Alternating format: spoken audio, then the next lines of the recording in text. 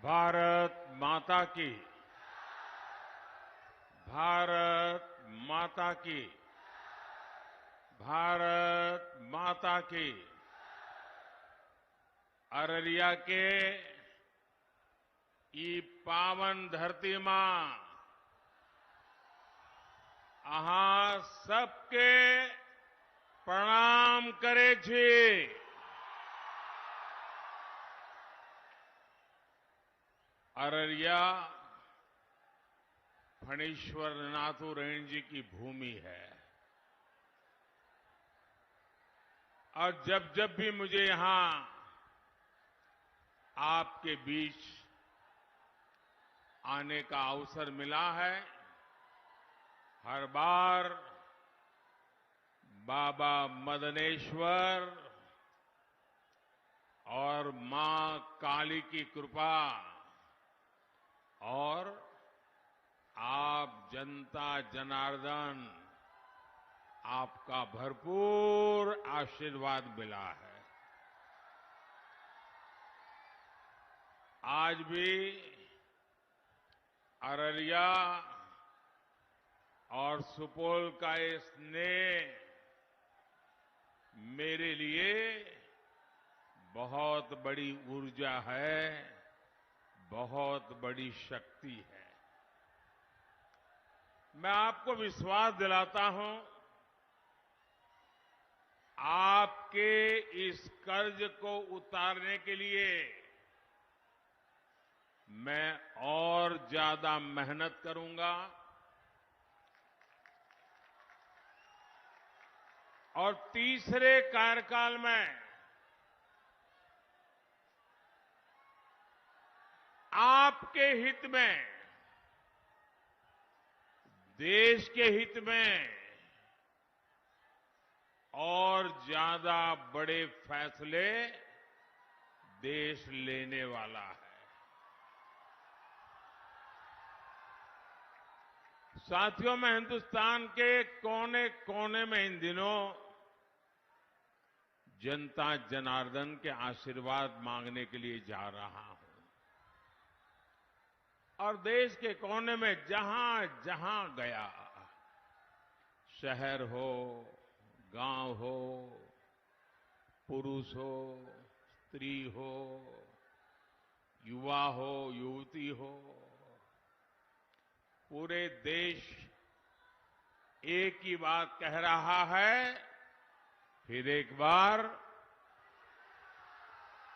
फिर एक बार, फिर एक बार। भाई और बहनों, आज दूसरे चरण का मतदान भी चल रहा है। ये लोकतंत्र का महापर्व है।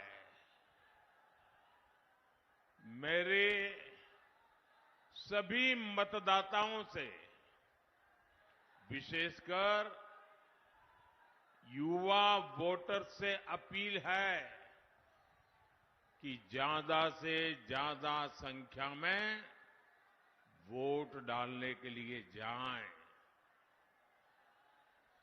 मैं जानता हूं गर्मी का समय है, लेकिन विपरीत परिस्थितियों में भी हमें देश के हित में, लोकतंत्र की मजबूती के लिए वोट देने का अपना कर्तव्य निभाना ही चाहिए। हमें एक कदम भी पीछे नहीं रहना चाहिए। और मेरा तो आपसे भी आग्रह है, जब आपके यहां मतदान का दिवस हो, हर पोलिंग बूथ में यात्रा निकाल करके 20-20, 25-25 लोग गीत गाते गाते, थाली बजाते बजाते, उत्सव मनाते मनाते पोलिंग स्टेशन पर वोट देने के लिए जाना चाहिए। पोलिंग बूथ पर उत्सव का वातावरण होना चाहिए। ये लोकतंत्र है। प्रचार में कितनी ही तू मैं चलती रहे, लेकिन मतदान का दिन पूरे इलाके का उत्सव का दिन होना चाहिए। साथियों, 2024 का ये चुनाव भारत को आर्थिक और सामरिक रूप से शक्तिशाली बनाने के लिए चुनाव है और इसमें बिहार के आप सभी मेरे जागरूक भाई बहनों की बहुत बड़ी भूमिका है। गुलामी के लंबे कालखंड से पहले जब बिहार समृद्ध था, तब भारत एक महाशक्ति था। आज जब भारत दुनिया की तीसरी सबसे बड़ी आर्थिक महाशक्ति बनने के लिए चल पड़ा है, तो बिहार की भी इसमें बहुत बड़ी भूमिका है। बिहार के लोगों की प्रतिभा, यहां के लोगों की बौद्धिकता, यहां के लोगों की परिश्रम की पराकाष्ठा करके दिखाने का जो जज्बा है ना, ऐसा जज्बा कहीं और देखने को नहीं मिलता है।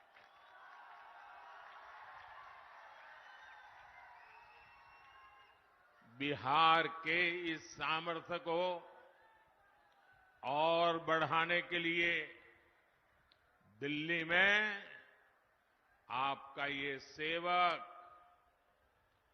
और यहां बिहार में हमारे नीतीश जी और उनकी पूरी टीम पूरी शक्ति से काम कर रहे हैं।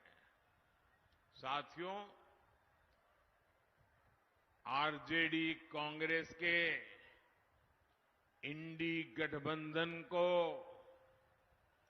ना देश के संविधान की परवाह है और ना ही लोकतंत्र की परवाह है।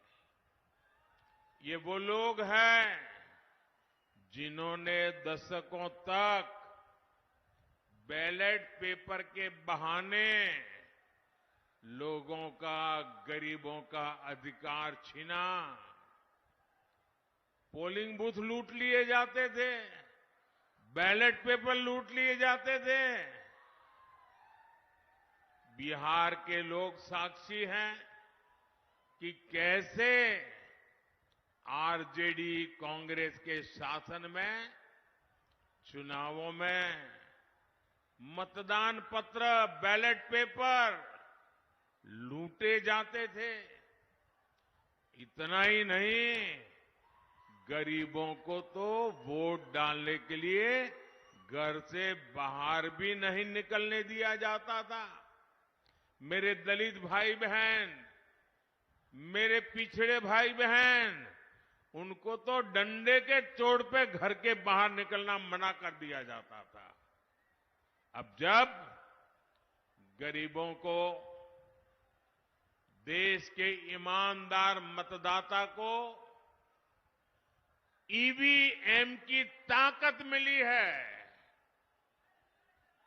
तो ये जो चुनाव के दिन लूट चलाते थे,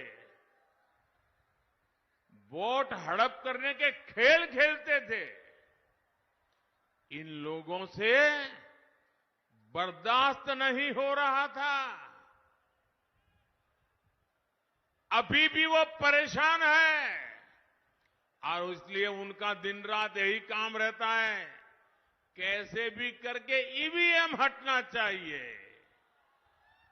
ये बटन दबाने वाला खेल बंद होना चाहिए, यही उनका खेल चल रहा है। इंडी गठबंधन के हर नेता ने ईवीएम को लेकर जनता के मन में संदेह पैदा करने का पाप किया है। लेकिन आज देश के लोकतंत्र की ताकत देखिए, बाबा साहब आम्बेडकर के संविधान की ताकत देखिए। आज सुप्रीम कोर्ट ने अभी 1-2 घंटे पहले ही मतपेटियों को लूटने का इरादा रखने वालों को ऐसा गहरा झटका दिया है, ऐसा गहरा झटका दिया है कि उनके सारे सपने चूर चूर हो गए हैं।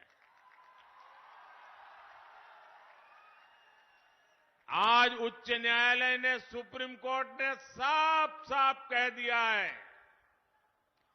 कि बैलेट पेपर वाला पुराना दौर वापस लौट करके नहीं आएगा।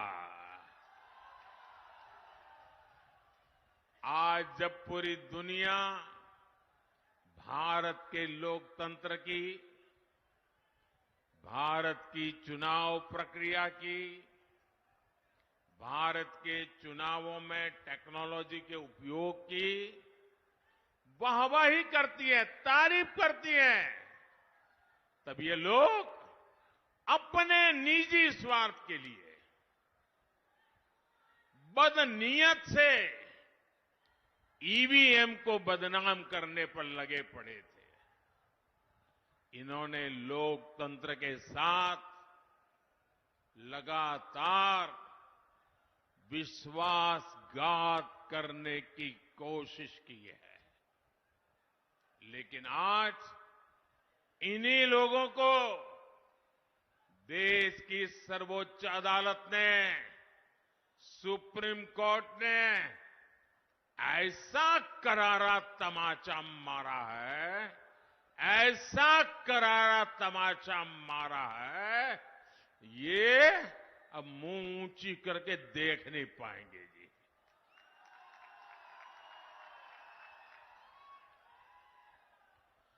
भाइयों बहनों, आज का दिन लोकतंत्र के लिए शुभ दिन है। आज का दिन लोकतंत्र के लिए विजय का दिन है। मेरे साथ मैं नारा बुलवाता हूं, बोलिए। मैं कहूंगा लोकतंत्र, आप कहे जिंदाबाद जिंदाबाद। लोकतंत्र, लोकतंत्र, लोकतंत्र। मैं दूसरा नारा बुलाता हूं, बाबा साहब आम्बेडकर अमर रहे, अमर रहे। बाबा साहब आम्बेडकर, बाबा साहब आम्बेडकर, बाबा साहब आम्बेडकर। इंडी गठबंधन के हर नेता को देश की जनता की माफी मांगनी चाहिए। माफी मांगनी चाहिए कि नहीं मांगनी चाहिए? माफी मांगनी चाहिए कि नहीं मांगनी चाहिए? साथियों, आज देश में राजनीति की 2 मुख्य धाराएं बन गई हैं। एक धारा बीजेपी और एनडीए की है, जिसका मकसद है देश के लोगों को सशक्त करना, हर लाभार्थी के दरवाजे तक खुद जाकर उसे लाभ पहुंचे। इसके विपरीत एक ऐसी धारा है कांग्रेस और आरजेडी की, इंडी गठबंधन वालों का मकसद है देश के लोगों से छीनना, उन्हें तरसाकर रखना और खुद की तिजोरी भरना। जैसे कांग्रेस हो या आरजेडी, इन दोनों पार्टियों ने बिहार के लोगों को विकास के लिए तरसा कर रखा। इन दोनों पार्टियों ने मिलकर बिहार के करोड़ों लोगों को दाने दाने का मोहताज बना दिया था। किसी के पास खेत खलिहान है तो नौकरी के बदले उसकी जमीन छीन लो, किसी पास नौकरी है तो तनख्वाह छीन लो, किसी के पास गाड़ी है तो गाड़ी छीन लो, कोई थोड़ा भी सामर्थ्यवान है तो उसका अपहरण करवा लो। यही जंगल राज के दिनों का हाल था। यही आरजेडी और कांग्रेस के शासन का तरीका था। नीतीश जी ने और बीजेपी के लोगों ने और एनडीए के सब साथियों ने बड़ी मेहनत करके बिहार को उस जंगल राज से बाहर निकाला है। अब एनडीए की सरकार मिलकर प्रयास कर रही है कि हर लाभार्थी के दरवाजे पर पहुंचे उन्हें अपनी योजनाओं से जोड़े। पिछले 10 साल में बिहार के लोगों को 50,000 करोड़ रुपए, ये आंकड़ा याद रखोगे? मेरे बिहार के लोग तो बहुत जागरूक है। मैं जो आंकड़ा बोल रहा हूं याद रखोगे? जरा आप जवाब दें तो मैं बोलूं। जो मैं आंकड़ा बोल रहा हूं याद रखोगे? जो आंकड़ा मैं कह रहा हूं याद रखोगे? 50,000 करोड़ रुपए से ज्यादा डायरेक्ट बेनिफिट ट्रांसफर के तहत सीधा दिल्ली से आप सब लोगों के खाते में भेजे गए हैं। 50,000 करोड़ रुपया। अररिया और सुपौल के किसानों के बैंक खाते में पीएम किसान सम्मान निधि के 1,600 करोड़ रुपए जमा हुए हैं। कोई बिचौलिया नहीं, कोई रिश्वत नहीं, कोई कट नहीं, कोई चोरी नहीं, सीधा किसान के खाते में मोदी ने भेजा है। यहां अररिया और सुपौल दोनों जिलों में गरीबों को 3 लाख पक्के घर मिले हैं। 3 लाख पक्के घर। साथियों, बहनों बेटियों के जीवन को आसान बनाना ये एनडीए की प्राथमिकता है। बहनों को उनकी सुविधा के लिए नल से जल मिला है, शौचालय मिला है, मुफ्त बिजली कनेक्शन मिले हैं। एनडीए सरकार की मुफ्त राशन की योजना ने हमारी माताओं, बहनों, बेटियों की बहुत बड़ी चिंता समाप्त कर दी है। 5 लाख रुपए तक के मुफ्त इलाज वाली आयुष्मान योजना बहनों बेटियों के लिए नई संजीवनी बनाई है। भाइयों बहनों, हम लोग तो जानते हैं अपने परिवारों में, क्योंकि मैं भी तो आप ही की तरह बिल्कुल सामान्य परिवार से, गरीब परिवार में पैदा होकर के आया हूं, और इसलिए मैंने वो दुख दर्द क्या होता है ना, वो जी करके आया हूं। आपने भी वही देखा है। हमारे यहां परिवार में कोई मां बीमार हो जाए ना, गंभीर बीमारी हो, लेकिन वो घर में किसी को पता ही नहीं चलने देती। वो दुख सहन करती है, काम करती रहती है, लेकिन घर में किसी को पता नहीं चलने देती कि उसे इतनी बड़ी मुसीबत हो रही है। क्यों? कि मां के मन में विचार रहता है कि अगर बच्चों को, परिवार को पता चल जाएगा कि मुझे बीमारी है तो वो मुझे अस्पताल ले जाएंगे, बहुत खर्चा होगा, ये बच्चे कर्ज कर देंगे और मेरे मरने के बाद बच्चों को कर्ज में जीना पड़ेगा। मैं अपने बच्चों को कर्ज नहीं करने दूंगी, मैं बीमारी सहन कर लूंगी, अगर मौत जल्दी आएगा तो स्वीकार कर लूंगी, लेकिन मेरे बच्चों पर मैं कभी भी कर्ज नहीं होने दूंगी। और हमारे देश की माताएं बहनें कितना ही ज्यादा दर्द क्यों न हो, कितनी ही बड़ी बीमारी क्यों न हो, वो सहन करती रहती है। तब मेरे मन में विचार आया कि फिर इस बेटे का दिल्ली में बैठने का क्या मतलब है।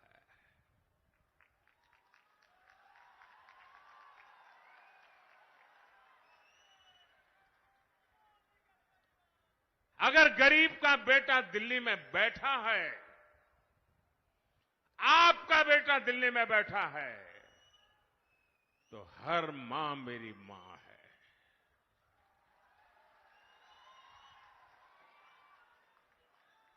उसका दर्द, उसके स्वास्थ्य की चिंता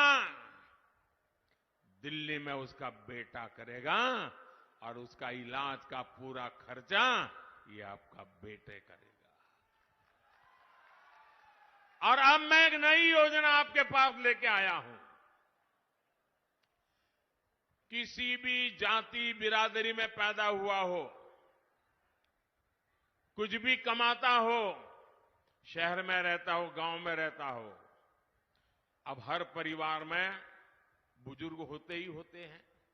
70 साल की उम्र के माता पिता, दादा दादी, नाना नानी, चाचा चाची हमारे परिवार में होते ही हैं। और वो कमा धमा तो सकते नहीं है, और जब कमा धमा सकते नहीं और बीमारी तो आ ही जाती है इस उम्र में, और बीमारी आती है तो जो बच्चे कमाते हैं उन पर खर्च आ जाता है। अब बच्चों के लिए चिंता होती है कि मां बाप की बीमारी में पैसा खर्च करूं कि बच्चों की पढ़ाई में खर्चा करूं। और इसलिए जो 40, 50, 55 साल का बेटा जो मेहनत करके कमा रहा है उसको एक बोझ रहता है। अब आपका ये बोझ भी मोदी उठाएगा। 70 साल की ऊपर के आपके पर किसी भी परिवार में बुजुर्ग माता पिता है, अब उनका इलाज का खर्चा उनके संतानों को नहीं करना पड़ेगा, ये उनका बेटा करेगा। साथियों, कांग्रेस और आरजेडी आपका हक छीनने की प्रवृत्ति से बाज नहीं आ रहे। अब कांग्रेस ने दलितों, पिछड़ों, आदिवासियों के आरक्षण का हक छीनने की बहुत गहरी साजिश रची है। और ये मैं बहुत जिम्मेवारी पूर्वक कहता हूं। देश के संविधान ने, बाबा साहब आंबेडकर ने साफ साफ कहा है कि भारत में धर्म आधारित आरक्षण नहीं हो सकता। लेकिन कांग्रेस पूरे देश में धर्म आधारित आरक्षण के लिए जोर लगा रही है। कांग्रेस चाहती है कि उसका कर्नाटका का आरक्षण का जो मॉडल है वो पूरे देश में लागू हो। और ये कर्नाटका का आरक्षण का मॉडल क्या है, ये कर्नाटका का रिजर्वेशन का मॉडल क्या है, आप सब बिहार के मेरे भाइयों बहनों को मैं ध्यान से समझाना चाहता हूं। और जो लोग नहीं है ना, उनको भी मेरा ये वीडियो जरूर भेज देना, पूरे बिहार के घर घर में पहुंचा देना। मैं जरा बड़े दर्द और दुख के साथ, और आपकी चिंता है ना इसलिए मैं बात कहना चाहता हूं। कर्नाटका का मॉडल क्या है? कर्नाटका में कांग्रेस ने ये जो ओबीसी समाज को आरक्षण मिलता है, जो 27% का कोटा है, उसमें से चोरी करने का बहुत बड़ा खेल खेला है। उसमें से काट करके धर्म के आधार पर मुसलमानों को देने का षड्यंत्र किया है। अब सुप्रीम कोर्ट मना करे, संविधान मना करे, तो उन्होंने एक नई चालाकी की है और सभी के आंख में धूल झोंक करके, ओबीसी समाज की आंख में धूल झोंक करके पर्दे के पीछे उन्होंने खेल खेला है। उन्होंने क्या किया? रातों रात कर्नाटका में जितने भी मुसलमान समाज के लोग थे, कितने ही अमीर क्यों न हो, कितने ही पढ़े लिखे क्यों न हो, भले कोर्ट में जज बनकर के बैठे हो, कोई भी हो, रातों रात उन्होंने एक कागज पे थप्पा मार करके उनको ओबीसी बना दिया, सबको ओबीसी बना दिया। अब परिणाम क्या हुआ? जो ओबीसी समाज के लिए 27% आरक्षण था, उसका बहुत बड़ा हिस्सा इनके खाते में चला गया, और जिस ओबीसी समाज को आरक्षण मिला था, उनका हक सवालिया निशान में फंस गया। इन्होंने ओबीसी के हक पर डाका डाला है, और अब यही काम कांग्रेस यहां बिहार में, देश के और हिस्सों में करना चाहती है। और यहां तो आरजेडी पूरी तरह उनका समर्थन कर रही है। आप मुझे बताइए, आरजेडी ने कांग्रेस के इस पाप के विरुद्ध में एक शब्द भी बोला है क्या? एक शब्द भी बोला है क्या? यानी यहां बिहार के हमारे जो कुर्मी भाई बहन हैं, कुशवाहा भाई बहन है, मंडल है, यादव है, निषाद है, कई सारी हमारी जातियां ओबीसी समाज में आती है, और मैं खुद उसमें से आता हूं, इसलिए मुझे पता है कि हम लोगों की जिंदगी क्या है। ओबीसी जातियों का आरक्षण छीनकर कांग्रेस अपने चहेते वोट बैंक को देना चाहता है। मैं जरा मेरे बिहार के जागरूक नागरिकों से पूछना चाहता हूं, आप मुझे पूरी ताकत से जवाब देंगे? आप सब मुझे जवाब देंगे? जो पीछे खड़े हैं वो भी जवाब देंगे, जो इधर बैठे हैं वो भी जवाब देंगे, जो इतने दूर से मुझे देख नहीं पा रहे वो भी जवाब देंगे। क्या आप ओबीसी के आरक्षण को लूटने देंगे? क्या आप ओबीसी के आरक्षण पर डाका डालने देंगे? क्या आप अपना हक जाने देंगे? आज इनकी नजर ओबीसी के हक पर है, कल कांग्रेस आरजेडी इसी तरीके से एसटी एससी का हक भी छीनने का पाप करेगी, ये मैं आपको चेताना चाहता हूं। साथियों, तुष्टीकरण के दलदल में कांग्रेस आरजेडी जैसी पार्टियां इतनी धंस गई हैं कि उनके लिए संविधान कोई मायने नहीं रखता, संविधान की भावना मायने नहीं रखती, बाबा साहब आंबेडकर की बात मायने नहीं रखती। 2011 में जब दिल्ली में आरजेडी और कांग्रेस की सरकार थी, ये आरजेडी वाले सरकार में थे, तब उस समय के प्रधानमंत्री डॉक्टर मनमोहन सिंह जी की कैबिनेट ने ओबीसी आरक्षण का हिस्सा छीनकर, डाका डालकर धर्म के आधार पर वोट बैंक को आरक्षण देने की मंजूरी दे दी थी। उस समय जागरूक कोर्ट ने इन्हें ऐसा करने से रोक दिया था। बावजूद इसके ओबीसी कोटे से अपने वोट बैंक को आरक्षण देना सुप्रीम कोर्ट के मना करने के बाद भी इन्होंने घोषणा पत्र में रखा। साथियों, जब मैं कांग्रेस द्वारा सिर्फ मुसलमानों को प्राथमिकता दिए जाने की बात करता हूं, इंडी गठबंधन का भेदभावपूर्ण रवैया देश के सामने रखता हूं, तो कुछ लोग आग बबूला हो जाते हैं।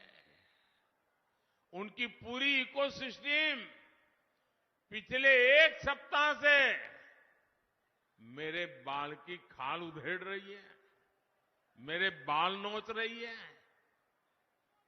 आज मैं इन सबको चुनौती देता हूं। पहले तो समझ लें, 25 साल हो गए, आपने मुझे बहुत डराने की कोशिश की, अभी तक नहीं डरा पाए हो। अब कोशिश बंद कर दो। साथियों, इन्होंने यहां तक झूठ फैलाया कि अभी डॉक्टर मनमोहन जी ने ऐसा कहा ही नहीं था कि देश के संसाधनों पर पहला हक मुसलमानों का है। लेकिन साथियों, आज डॉक्टर मनमोहन सिंह जी का एक और पुराना वीडियो सामने आया है, जिसमें फिर से वो वही कह रहे हैं कि देश के संसाधनों पर पहला हक मुसलमानों का है। और ये वीडियो सामने आने के बाद कांग्रेस और उसका इकोसिस्टम, जो आए दिन मोदी को गालियां देता था, आज उनको जैसे सांप सूंघ गया है, सांप सूंघ गया है।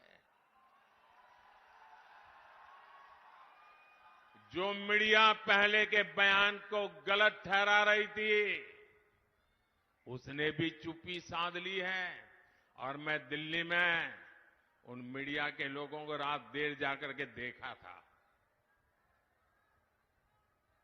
मैं आज उनकी व्यक्तिगत रूप से आलोचना करना नहीं चाहता हूं और नहीं ऐसे लोगों के लिए कुछ कहना चाहता हूं, लेकिन मैं देख रहा था, बिना सबूत, बिना जानकारी, बिना फैक्ट चेक किए एकदम से मोदी पर हमला बोलने के लिए नए नए शब्दों का श्रृंगार कर रहे थे। आज वीडियो सामने आ गया है। मेरा तो मीडिया से आग्रह है कि वो इस वीडियो, मनमोहन सिंह जी के वीडियो को देश को दिखाने की हिम्मत करें, जरा देश की जनता को जागरूक करें। नहीं करेंगे, ये इनका इकोसिस्टम है, देखना आप शाम तक गोलमोल करके डिब्बे में बंद कर देंगे। देश को भी जानना चाहिए कि इंडी गठबंधन ने 10 वर्षों तक किस मानसिकता से सरकार चलाई है। भाइयों बहनों, मैं खुल करके कह रहा हूं, पहले दिन से कह रहा हूं, इस देश के जो संसाधन है, इस देश की जो भी संपत्ति है, इस देश की जो भी संभावनाएं हैं, अगर उस पर पहला किसी का हक है तो मेरे देश के गरीबों का है, मेरे देश के मजदूरों का है, मेरे देश के खेत में मजदूरी करने वाले किसानों का है। मेरे देश में गरीबी में जीने वाली मेरी माताओं बहनों का हक है। किसी भी धर्म के क्यों न हो, लेकिन अगर वो गरीब है तो पहला हक उस गरीब का है। ये मोदी की सोच है। कांग्रेस ने जिस तरह अपनी वोट बैंक पॉलिटिक्स के लिए देश के हिंदुओं के साथ भेदभाव किया, पक्षपात किया, आज कांग्रेस की कलई खुल गई है। साथियों, इस बार भी जो मुस्लिम लीगी घोषणा पत्र कांग्रेस ने जारी किया है, और मैंने पहले दिन कहा था, ये कांग्रेस का मैनिफेस्टो पर मुस्लिम लीग की छाप है। और उसका भी सार यही, सत्ता के लिए छटपटा रहे लोग संविधान तक बदलने की हद तक जा सकते हैं। भाइयों और बहनों, यहां नीतीश जी के नेतृत्व में इतने सालों से हम मिलकर सरकार चला रहे हैं। हर जाति, हर समुदाय, हर धर्म के लोगों के विकास के लिए काम कर रहे हैं। हमने किसी से कुछ नहीं छीना, संविधान के हिसाब से सबको ध्यान रखा। लेकिन कांग्रेस और आरजेडी जैसी पार्टियां अपने स्वार्थ में संविधान की मूल भावना के खिलाफ जा रही है। भाइयों और बहनों, जब कोई भी देश आगे बढ़ता है तो उसके नागरिकों की संपत्ति भी बढ़ती है, उनकी कमाई भी बढ़ती है, उनके अवसर भी बढ़ते हैं। बीते 10 वर्षों में भारत की भी संपदा, भारत के संसाधन कई गुना बढ़े हैं। अब आप मुझे बताइए, ये जो देश के संसाधन है, इन पर पहला हक गरीबों का है कि नहीं है? मेहनतकश लोगों का है कि नहीं है? जो देश को बनाते हैं उनका हक है कि नहीं है? ये हक आपका है और मोदी आपका है। ये हक गरीब का, दलित का, पिछड़े का, आदिवासी का है। लेकिन आरजेडी और कांग्रेस का कहना है कि इन संसाधनों पर पहला हक उनके वोट बैंक का, खास लोगों का है। कांग्रेस ने कहा है कि वो आप लोगों की संपत्ति का, आपकी जमीन का, आपके खेत का, महिलाओं के गहनों का, स्त्री धन का, अरे मंगलसूत्र की भी जांच करवाएंगे। उन्होंने घोषणा की वो एक्सरे लेकर के आए, एक्सरे निकालेंगे अगर सरकार उनकी बनी। और आपके घर में क्या पड़ा है, कहीं गहना दबा के छुपा के तो नहीं रखा, ये सारा हिसाब किताब निकालेंगे। और फिर आपके पास जो भी थोड़ी बहुत संपत्ति होगी वो छीन कर उसे अपने ये लोग वोट बैंक को दे देंगे। मुझे बताइए, आपके हक का, आपकी मेहनत की कोई भी चीज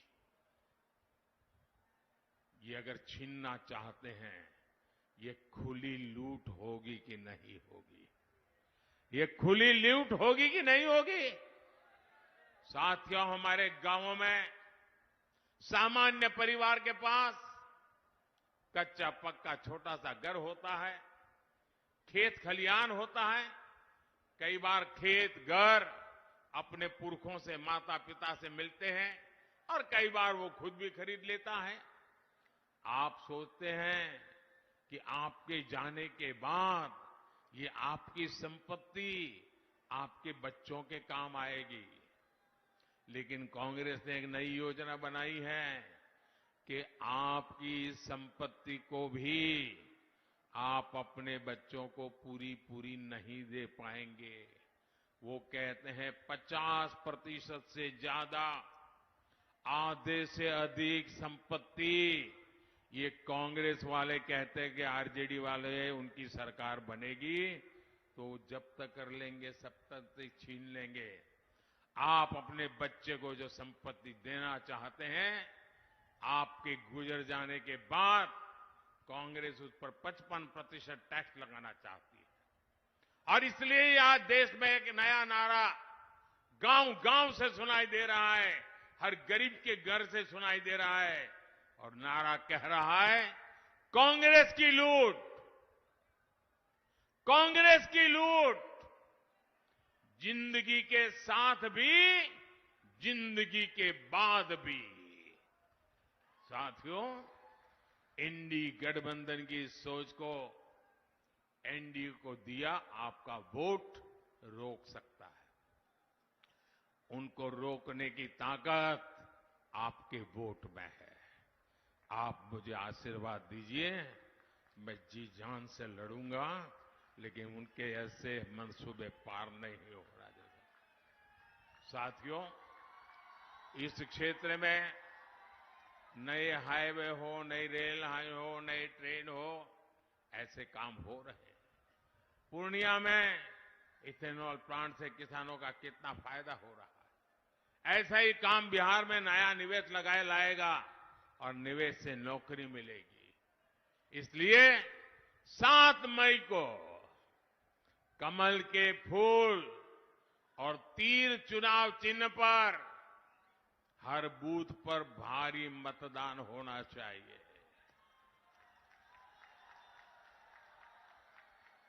अररिया से मेरे साथी भाई प्रदीप कुमार सिंह और सुपौल से हमारे जेडीयू के साथी दिलेश्वर कामेत जी को आप जो वोट देंगे ना, वो वोट सीधा सीधा मोदी को मिलने वाला है। तो घर घर जाएंगे, ज्यादा से ज्यादा वोट करवाएंगे। मेरा एक और काम करिएगा, घर घर जाइएगा और कहिएगा कि मोदी जी आए थे, मोदी जी ने आपको प्रणाम कहा है, मेरा प्रणाम हर घर को पहुंचा देना। मेरे साथ बोलिए, भारत माता की, भारत माता की, भारत माता की। बहुत बहुत धन्यवाद।